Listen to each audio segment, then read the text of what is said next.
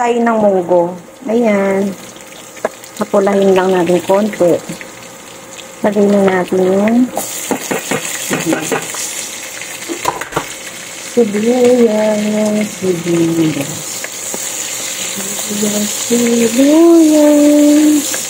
Gisa-gisa. Ayan, gisa-gisa. Then, lagay na natin yung kamatis.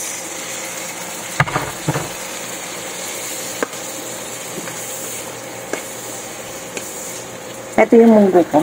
Pinakuluan ko na. Ganyan lang. Palambutin natin yung kamatis. Yan, igisa-gisa lang natin. Yaan natin malusak yung kamatis bago natin i-transfer dito. Na-transfer na natin dito sa nilaga natin at hintayin natin kumulo. Sarap ng munggo natin. Ang daming sahog na chicharon. Sarap. Ang sarap-sarap ng ating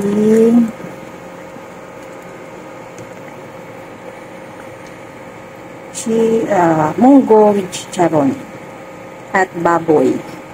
Kain po tayo mga kabagang. Ang sarap-sarap. Tayo mga kabagang munggo. Ayan, kakain tayo ng Filipino food. Munggo for the Friday. Sarap. Tignan nyo.